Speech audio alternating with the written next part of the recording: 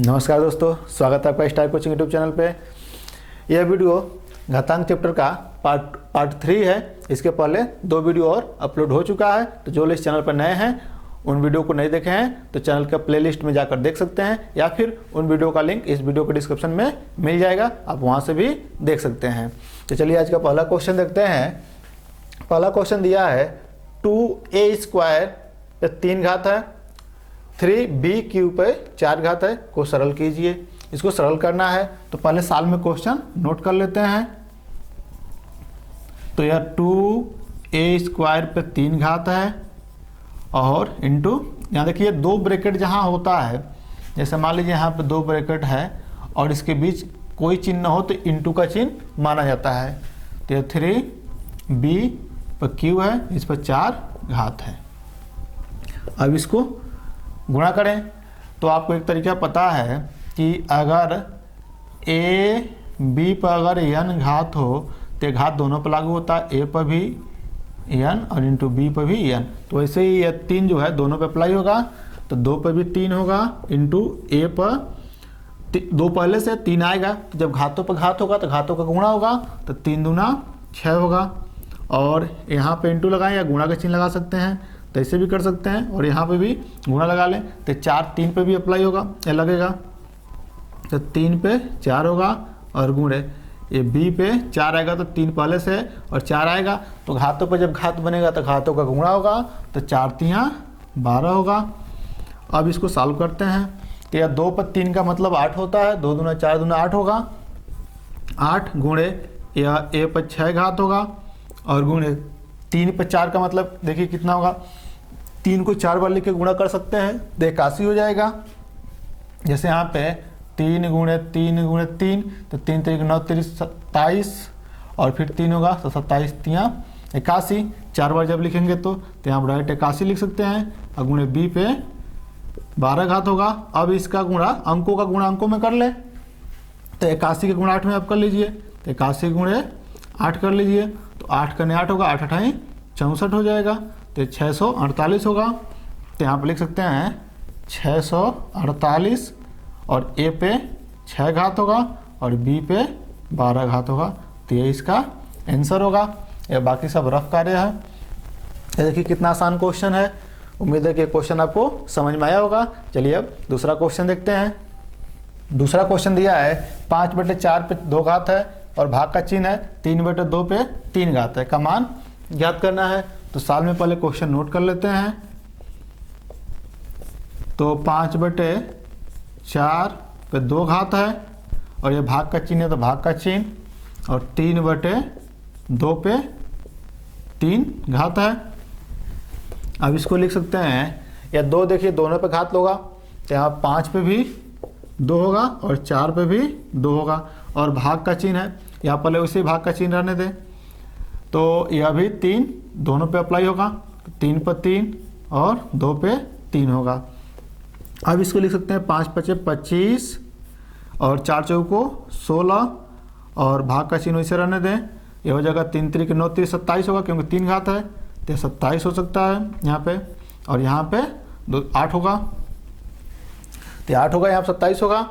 अब देखिए भाग का चिन्ह को जब गुणा में बदलेंगे तो इसके सामने वाला जो भिन्न होगा उल्टा हो जाएगा, संख्या उल्टा होता है, यह तो पता ही है। अब ये क्वेश्चन हम लोग पिछले वीडियो में इसको देखे थे, तो 16 होगा, और भाग को जब गुणा में बदलेंगे तो उल्टा होगा, 8/27 होगा। अब इसको हम काट सकते हैं, या 8 कने 8, 8 दूना 16, तब इसको गुणा करेंगे तो 25 का गुणा 1 में होगा तो 25 होगा, 25 का गुणा 1 में होगा तो 25, और 27 का गुणा जब 2 में होगा तो 27 दूना 54 हो जाएगा, तो ये इसका आंसर होगा। देखिए कितना आसान क्वेश्चन है। उम्मीद है कि क्वेश्चन आपको समझ में आया होगा। चलिए अब तीसरा क्वेश्चन देखते हैं। अगर कोई भी प्रॉब्लम हो तो आप कमेंट में बताइए।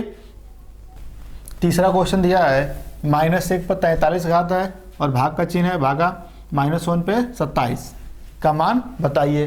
तो देखिए यहाँ दोनों जगह निगेटिव है, -1 और -1 यहाँ बीच में भाग का चिन्ह है। क्वेश्चन बहुत ईजी है। साल में पहले क्वेश्चन नोट कर लेते हैं। तो यहाँ -1 पे 43 है और यह भाग -1 है, यहाँ पे इस पर 27 घात है इस पे। अब देखिए एक रूल यहाँ समझ लीजिए, -1 है, अगर -1 पे अगर 1 होता तो 1 पर कुछ भी घात हो, यानी कुछ भी घात हो, नेगेटिव पॉजिटिव जीरो कुछ भी हो, इसका मान 1 ही होगा। लेकिन जैसे -1 होगा, इस पर घात अब जो होगा, इस पर घात कुछ भी होगा तो 1 ही बनेगा। लेकिन नेगेटिव और पॉजिटिव का विशेष ध्यान देना है वहाँ पे। अगर इस पर सम घात है, -1 पर सम घात है, तो हमेशा इसका मान 1 आएगा, प्लस का 1। अगर -1 पे विषम घात होगा तो हमेशा इसका मान -1 मिलेगा। तो इस बात को आप ध्यान रखिए। तो यहाँ पे देखिए -1 पे 43 घात है, तो यहाँ पे इसका मान, क्योंकि यहाँ 43 विषम है, तो जब विषम होगा तो -1 आएगा, तो यहाँ पे -1 और यहाँ भाग का चिन्ह है।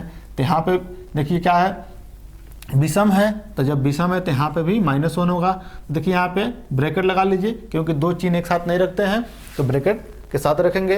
अब यहाँ लिख सकते हैं -1, और इस भाग को जब गुणा में बदलेंगे तो यह उल्टा हो जाता है। तो 1/1 का उल्टा करेंगे तो 1/1 ही होगा, उल्टा कर लें तो यह माइनस रहेगा ही, तो यहाँ माइनस के साथ आएगा, या उल्टा होगा तो, और माइनस माइनस तो कट जाएगा। और 1 से 1 अगर काटते भी हैं या डायरेक्ट हम लिख सकते हैं -1/-1, तो कट कर प्लस का 1 आंसर बनेगा। तो इसका 1 ही होगा आंसर। उम्मीद है क्वेश्चन आप अच्छे से समझ पाए होंगे। और चौथा क्वेश्चन देखते हैं। चौथा क्वेश्चन को भी साल में नोट कर लेते हैं, तो पहले इसको साल में नोट कर लें। क्वेश्चन बहुत ईजी है, 125 इसका, इस पर 3 घात है और इस पहले 3 दिया है। तो जब सॉल्व करेंगे तो देखिए यहाँ पर जब 3 है तो हम इसको लिख सकते हैं 125, इस पर 1/3 लिख सकते हैं, क्योंकि हम लोग पिछले वीडियो में पढ़े हैं कि जब यहाँ पे अगर 3 रहता है तो इसको a पर 1/3 लिख सकते हैं। तो यहाँ पे जब 3 है तो इस पर लिखेंगे तो 1/3 लिख लेंगे, और पहले से 3 दिया है तो गुणा कर लेंगे, घातों पर घात होगा तो ये कट जाएगा, तो 125 इसका आंसर होगा। तो उम्मीद है ये क्वेश्चन आपको समझ में आया होगा। चलिए अब 5वां क्वेश्चन देखते हैं। क्वेश्चन नंबर 5 दिया है, 4 पर 0.5 घात दिया है, अगुणे 16 पे 1/2 घात दिया है, को सरल कीजिए। तो यहाँ देखिए 4 पर 0.5 दिया है, और 0.5 का मतलब होता है 1/2 आधा। तो यहाँ पर 0.5 की जगह पर हम डायरेक्ट 1/2 लिख सकते हैं। जैसे अगर 0.5 है तो इसमें अगर 10 से गुणा और 10 से भाग करते हैं, तो जब 10 से गुणा करेंगे तो केवल 5 होगा, 5/10 होगा, तो 5 से काटेंगे तो 2 बार में कट जाएगा, तो 1/2 होगा। और यहाँ पे जो लोग नहीं समझ पाएंगे 10 से क्यों गुणा किए हैं, यहाँ पे देखिए दिख रहा है कि नहीं, यहाँ पे 1/2 होगा। तो दशमलव जब आप 1 लिखते हैं, और दशमलव के बाद जितना अंक होता है उतना 0 लिखते हैं। तो दशमलव जब आप 1 लिख दिए, इसके बाद 1 अंक है तो 1 0 लिख दिए, और जितने से ऊपर गुणा करेंगे उतना ही नीचे भी गुणा करेंगे, नीचे से भाग, नीचे उस संख्या से भाग कर देंगे। तो 10 से गुणा और 10 से भाग किए हैं यहाँ पे। तो यहाँ पे साल में पहले क्वेश्चन नोट कर ले।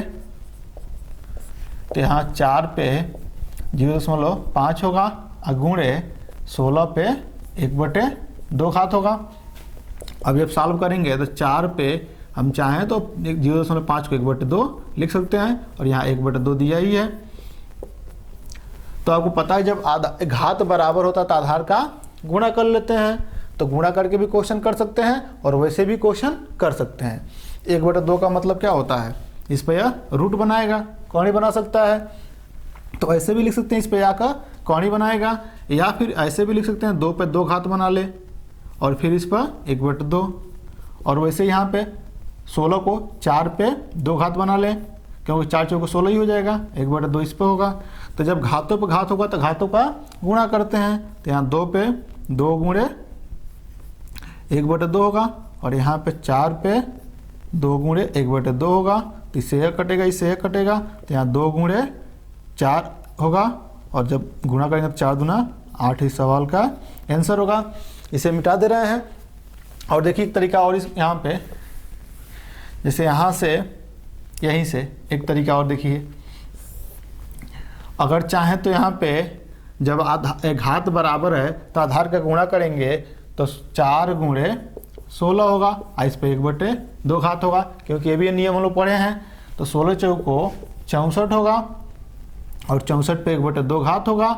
1/2 का मतलब हम लोग कौड़ी भी लगा सकते हैं, या फिर चाहे तो इसको 8 पे 2 भी लिख सकते हैं 64 को।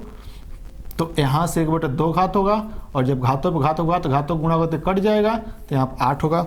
ऐसे भी कर सकते हैं, या फिर डायरेक्ट यहाँ से जो है 64 पे 1/2 घात आ रहा है, तो 1/2 का मतलब यहाँ पर 64, 1/2 का मतलब कौड़ी चिन्ह, तो यहाँ कौड़ी में 64 लिखेंगे तो इसका वर्गमूल 8 होगा। तो कई तरीके से क्वेश्चन कर सकते हैं, बस घातांक का नियम हमें अच्छे से पता होना चाहिए। यदि आप घातांक का नियम अच्छे से जान जाते हैं तो बस प्रैक्टिस कीजिए, और प्रैक्टिस जब कर लेंगे और निरंतर प्रैक्टिस करते रहेंगे तो कोई भी सवाल कठिन नहीं लगेगा, आप उसे आसानी से सॉल्व कर सकते हैं। तो चलिए अब क्वेश्चन नंबर 6 देखते हैं। क्वेश्चन नंबर 6 दिया है, निम्नांकित को घातांक रूप में लिखिए। देखिए बहुत अच्छा क्वेश्चन है, निम्नांकित को घातांक रूप में लिखिए। तो घातांक रूप में इसे लिखना है, 3 क्वेश्चन इस पे है, तो चलिए इसे सॉल्व करते हैं। तो सॉल्व में पहला क्वेश्चन लेते हैं। तो यहाँ पे 3/4 है, और इसका क्या यहाँ लिख सकते हैं का घातांक रूप बराबर 3/4 पे यहाँ पे देखिए 4 दिया है, कौड़ी लगाकर का घातांक रूप लिखिए। तो हम लोग जानते हैं कि अगर कौड़ी में a है तो इस अगर इधर कोई रास हो, या फिर हम इसको लिख सकते हैं a पर 1/2। तो ऐसे ही अगर 4 है तो यह 3/4 पे जो भी यहाँ दिया रहता है उस पर उल्टा घात होता है, 1/, उतना घात होता है, तो यहाँ पर 1/4 हो जाएगा। वैसे ही अगर दूसरा क्वेश्चन देखें तो 61 पे 1141 है, और यहाँ पे 5 दिया है, तो यहाँ पे का घातांक रूप बराबर 61/1141 तो कितना होगा 1/5 हो जाएगा। वैसे ही तीसरा क्वेश्चन देखिए, बहुत आसान है। तीसरा क्वेश्चन है 31/37, और यहाँ पे 14 दिया है, तो यहाँ पे लिखेंगे का घातांक रूप।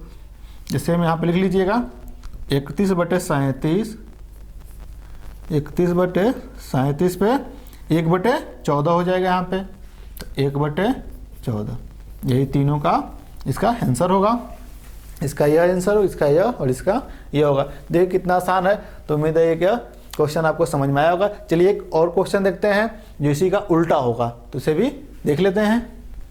7वां क्वेश्चन दिया है, निम्नांकित को मूलों के रूप में व्यक्त कीजिए। देखिए सेम उसी क्वेश्चन का उल्टा है, इसमें मूलों के रूप में लिखना है, उसमें मूलों के रूप में था, घातांकों के रूप में लिखना था, यहाँ पे घातांकों के रूप में है, मूलों के रूप में लिखना है। देखिए मूलों के रूप में लिखना है। तो क्वेश्चन सॉल्व करते हैं। सॉल्व में पहला क्वेश्चन लेते हैं, 6/17 पे 1/9 है का मूल रूप, या डायरेक्ट वैसे लिख सकते हैं, बराबर ये हो जाएगा 6/17 रहेगा, और कौड़ी लगा कर यहाँ पे 9 लिख देंगे, या मूलों के रूप में हो गया। और वैसे ही दूसरा जब लेंगे तो 61/29 है, और यह है इस पर 1/12, तो इसको जब लिखेंगे तो यह हो जाएगा 16/29, तो ऐसे ही रहेगा। और कौड़ी यहाँ लगाएंगे, और यहाँ 1/12 है, तो पता है कि जो यहाँ पर आता है उसी का उल्टा यहाँ पर होता है, तो यहाँ 12 होगा, तो इसका यह आंसर होगा, और इसका पहले का यह आंसर होगा। देखिए कितना आसान है। तो उम्मीद है कि ये क्वेश्चन आपको समझ में आया होगा, और ये वीडियो आपको अच्छा लगा होगा। कोई प्रॉब्लम हुआ हो तो आप कमेंट में बताइए। इस वीडियो में बस इतना ही।